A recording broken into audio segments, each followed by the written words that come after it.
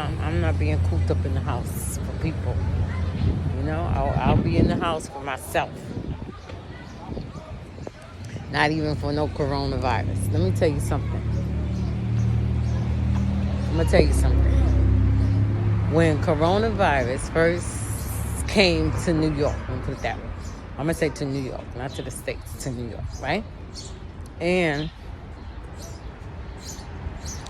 I was going out when it first started. I was going out, wearing my vest. They wasn't shutting people down. They wasn't so keen on the masks and stuff. They was just telling people wearing their masks. And, people was wearing it, people wasn't wearing it. I was wearing it. I didn't go out without a mask. From the beginning to the end. As you see, I still got my mask on. Oh, excuse me. So now, with that being said, I got sick. Right? I ain't tell nobody. Me and Michelle. Michelle told me. But I noticed that I was having this deep pressure inside my chest, right? Oh my goodness. I wasn't to a point where I couldn't breathe. I didn't get that. It didn't get that bad. But it did get to where it was hurting. I went through different stages. And I'm not saying I got no coronavirus. If I got it, I thank God, right? But my doctor put me on vitamin D's way long before coronavirus set foot in Wacom, whatever you want to call that state. So thank God I had some vitamin D's up in here in me, vitamin C up in me. I had all that going on already, right? So I no, I got distracted. So I'm just gonna tell it like it is. And if whoever hear this video, they think that I got or had it, that's their business. They can think whatever they want to think. So anyway, I was having pressure in my chest. That's it. It was strong pressure. And in my back, right?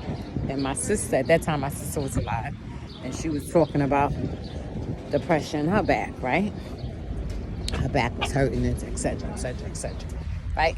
So I was like, she told me about the magic topper that she had gotten for me to go get it and et cetera. So I bought it, right?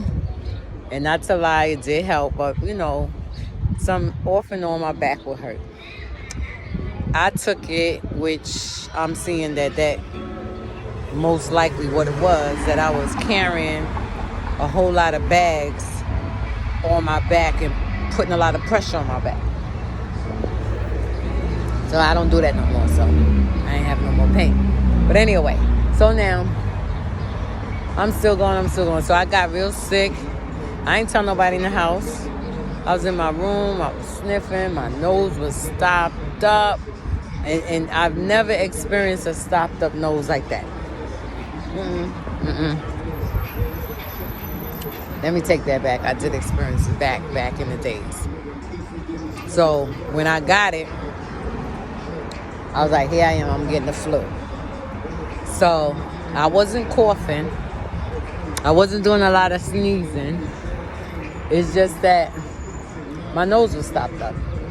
I mean, really stopped up.